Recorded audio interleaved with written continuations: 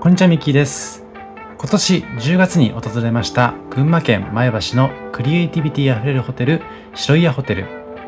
東京からも片道1時間半とアクセスが良く、小旅行がてら楽しめる前橋の地で、もはやホテル自体が美術館といっても過言ではない空間がここにあります。江戸時代に創業し、約300年の歴史を持ちながらも、2008年に廃業した白井屋旅館の文化を継承しつつ、2020年12月に誕生した最高の空間を本動画で体験しつつ、タイミングが合えばぜひその足で訪れてほしいです。現在も愛郷群馬全国割として割引やクーポンの配布がありますので、ぜひこの機会に少しでもお得に楽しんでみてください。このチャンネルではカフェ巡りなど日常を少し豊かにする情報をお届けします。少しでも応援してくださる方はチャンネル登録をして次の動画も見逃さないでください。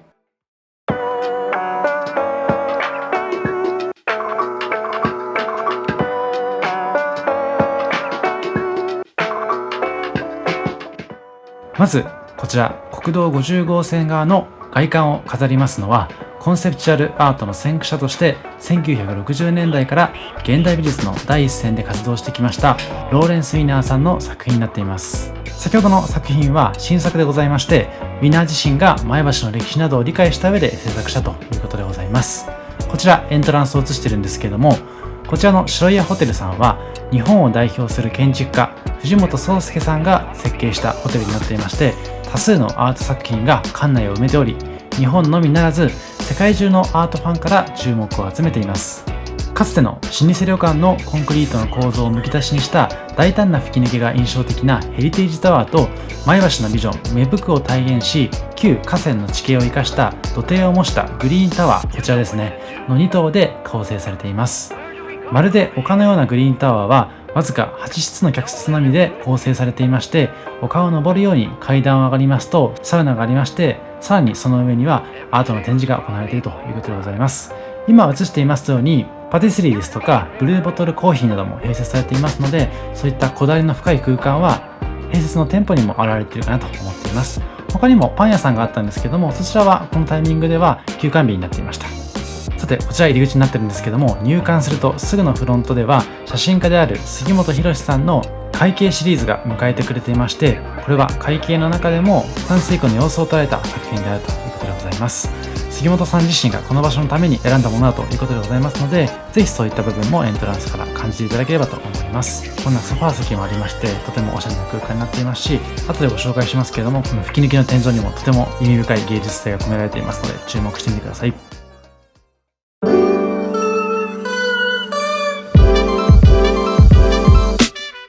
さて、ここからは客室の紹介をしていきます。白井屋ホテルでは施設の大枠だけではなくて、客室においても建築を楽しみアートをめでるインスピレーションに満ちた宿泊体験ができます。今回泊まりましたジュニアスイートルームは2名利用時に1名様で 27,280 円と少しお値段はするんですけども、それでもぜひ泊まってほしいような空間になっています。旧白井屋を大胆にリノベーションしたヘリテージタワーと旧河川の土手をイメージして新築された先ほどのグリーンタワー、その両方にユニークな客室が用意されていまして、各客室ではそれぞれ異なった作品のアート作品を楽しめます。こちらはジュニアスイートルームになっていまして、冒頭で申し上げました藤本壮介さんによるものなんですけども、実はヘリテージタワーの中には超有名アーティストでありますジャスパー・モリソン、ミケーレ・デ・ルッキ、レアンドル・エレリッヒ、藤本壮介さんがそれぞれ一つの客室の内装設計を一から手掛けているスペシャルルームが4室ありますので、もしお金に余裕がある方、そして贅沢なアート空間を過ごしたい方はそちらの予約も検討していただければと思います。で、今ご紹介しているこちらの部屋含めましてヘリテージタワーの客室は全部で17室になっています。その中でもこちらのジュニアスイートルームに関しましては、白井屋ホテルの中でも最も贅沢に空間を使った客室の一つと言われていまして、客室面積はホテル内で最大の57平米になっています。わがままなバスタイムを過ごせるように広く作られたバスルームもありますし、あとはヘリテージタワーの最上階に位置していまして、吹き抜けに突き出ましたバルコニーがあるのが特徴的な贅沢空間になっています。こんな形でバルコニーに出ていただきますと、レアンドロ・エルリッヒのライティングパルプという作品を見ることができますので、アート好きにはたまらない空間になっています。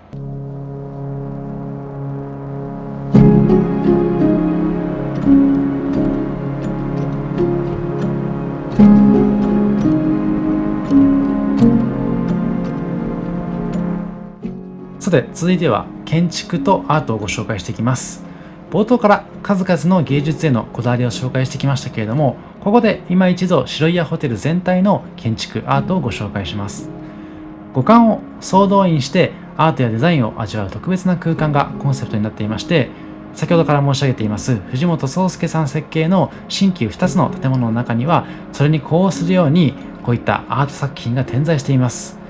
何よりも印象的なのが、こちらの4階まで大胆な吹き抜けになっていますヘリテージタワーの空間になっていまして、まるでオランダ人の版画家でありますエッシャーの世界に迷い込んだかのように、梁と階段が複雑に絡み合うこの空間には、金沢21世紀美術館の常設作品や森美術館の展覧会などでも話題を集めていますレアンドロ・エルリッヒによる幻想的な光を用いたライティングパイプが空間を縫うように設置されています。水道管を模しましたこちらの作品は、その名の通り発光をしていて、今回映像でご紹介しています通り、昼と夜とでは全く違った印象を与えてくれますので、その辺もぜひ注目していただければと思います。こちらの白い家のプロジェクトは2014年から6年以上の時間をかけて目まぐるしく進化し成長してきたプロジェクトだということでございます。最初に改修の本館に大きな吹き抜けを提案し、そこからコンセプトが膨らんで今の形へとつながっているということでございます。当時の旅館の床を解体し、時間を重ねてきた力強い既存躯体の柱が現れた時にですね、この屋内広場のような大きな吹き抜けが街の人と世界中からやってくれる人が出会う場所になり、様々なものや活動を受け入れることができるような空間という予感を感じたということでございます。プロジェクトが進むにつれて、実際に世界中のアーティスト、デザイナー、街の人々、そして前橋市の街づくりの活動がこちらの白い家さんに関わっていくことになりまして、その世界観がどんどんと形成されていったということでございます。このパイプの幻想的な空間もですね、極上になっていますので、ぜひたくさん写真を撮っていただいて思い出に収めていただければと思います。今回宿泊はしてないんですけれども、新館の丘のアイディアに関しましても、計画中に前橋に設置されました岡本太郎の太陽の鐘がきっかけになったということでございまして、多様な人や物、活動を受け入れ、巻き込まれながら前橋の街とともに白い家はこれからも変化し成長していくことを願いたいという思いが込められているということでございます。実際に前橋の店舗いくつか訪れてるんですけども、その店員さんなんかもこの白い家さんの話をされていましたので、本当に地域密着なこだわりの詰まった温かみを感じられるような空間にもなっているというところが特徴的になっています。もともと江戸時代に創業しまして、約300年の歴史を持ちながらも2008年に廃業した白い家旅館さんのそういった背景も含めて感じていただければと思います。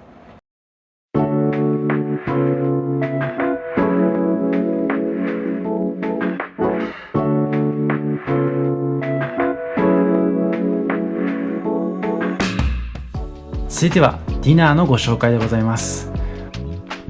こちら白い家ホテルさんはもちろん素泊まりでも泊まることができるんですけども、もう本当に美味しくて芸術的な料理をいただくことができますので、アート好きな方、食通な方、様々な方がぜひそのご自身の特別な日に訪れていただいて、宿泊と同時に楽しんでいただきたいようなディナーになっています。こちらザ・レストランという空間になっているんですけども、建築そしてアートをさらに一段昇華させた形で提供してくれるサービスが特徴的になっています。シェフたちの想像力と上州の食材食文化のマリアージュを楽しむをコンセプトに、こちらメインダイニングのザ・レストランでは驚きに満ちた様々な食体験を提供いただけます。そして料理と一緒にぜひ楽しんでほしいのがお酒のペアリングになっていまして、白い家ペアリングというものでございます。追加料金で1人7500円かかってしまうんですけども、お酒が得意な方に関しましてはぜひですね、このペアリングマリアージュを楽しんでいただきたいなと思っています。ぜひですね、こういったちょっとお高めなホテルに泊まる場合にはお金を使いに行っているので、その思い出をかみしめるんだという思いでお金を使っていただいて、だからこそ仕事が頑張れるみたいなこともあるかなと個人的には感じています。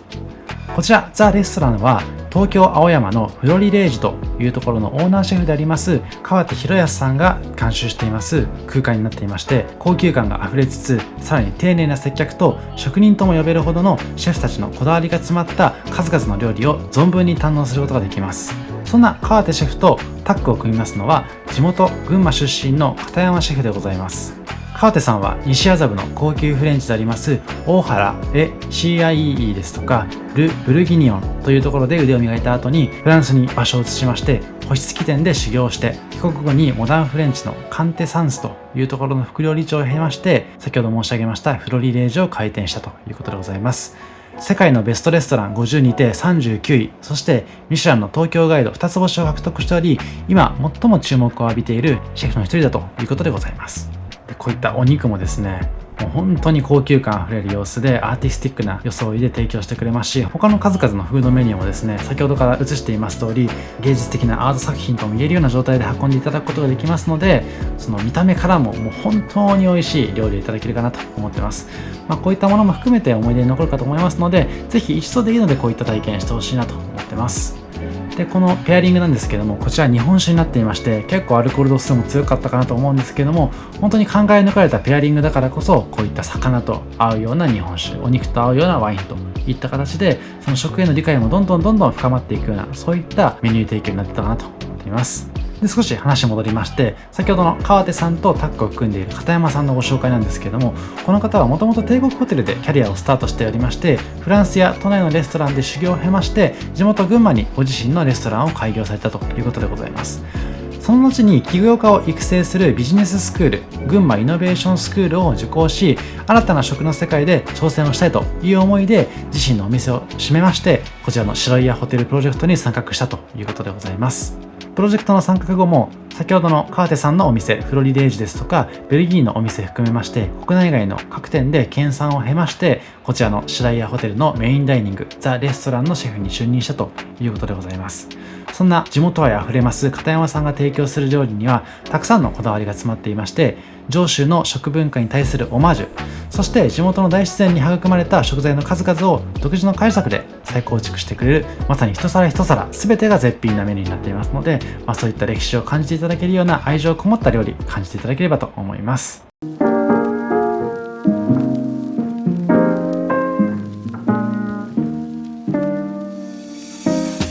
続いてご紹介しますのは、冒頭でご紹介しましたグリーンタワーの中腹にあります三角屋根の本格的なフィンランドサウナでございます。こちらサウナに入る前の更衣室になってるんですけども、ここから歩いていただいて貸し切りで利用することができる贅沢空間になっています。こちらのフィンランドサウナではロウリュも自身で行うフィンランドスタイルになっていまして、1日4組限定の貸し切りになっています。私は朝一でご利用させていただきまして、この後に朝食をいただく形で利用させていただきました。バスローブおよびタオルの用意はあるんですけども、サウナ入浴用のウェアはございませんので、楽しまれる方はご自身で実際いただくことをお勧めします。今回利用させていただいたフィンランドサウナ以外にも、世にも珍しい寝返りの打てる贅沢サウナでありますベッドルームサウナですとか、気軽に楽しめますミストサウナなどもありますので、ぜひ気になる方はサウナ体験をしていただければと思います。こんな形で外気浴を行うことができるスペースもあるんですけども、実はその奥にありますのはグリーンタワーの山頂でございます。こちらの空間でございまして、この小屋の中はですね、ホテルの宿泊者限定で鑑賞できます宮島達夫さんの作品でございます。私も2年前に六本木の森美術館にて開催されたスターズ展の作品を鑑賞しているので、そのメッセージ性含め贅沢に体験することができました。サウナにはこういったドリンクも一杯提供していただくことができますので、ぜひお好みのドリンクをサウナの後に味わっていただいて、整っていただければと思います。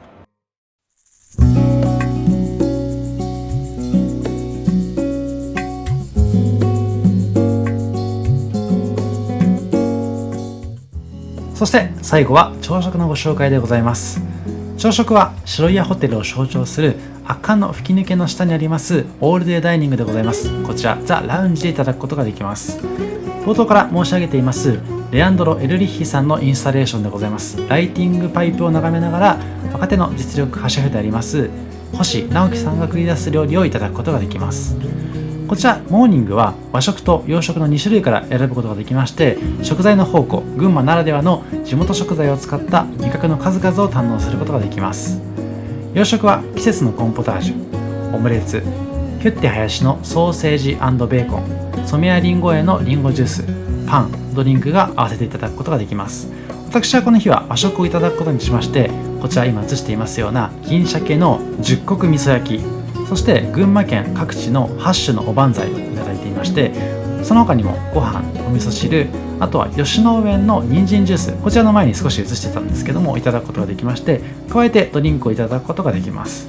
ちなみにドリンクのメニューに関しましては、コーヒー、日本茶、紅茶と幅広く用意されているんですけども、特にですね紅茶のレパートリーがとても豊富でございますので、ぜひですね迷ってしまう方に関しましては気になる紅茶を選んでいただくのがおすすめかなと思います。私はこちらのグリーンドラゴンという紅茶をいただいてみました。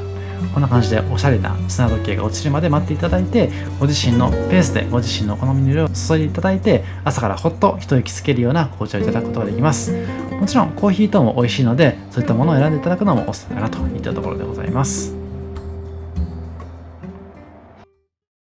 以上、今回は群馬県前橋にあります白岩ホテルさんの魅力を存分にご紹介させていただきました。もともと300年の歴史を持ちながらも、新たに2020年12月に文字通り生まれ変わっている空間、そしてアートがあふれる空間は、アート好きな私にとってもとても上質な空間でございました。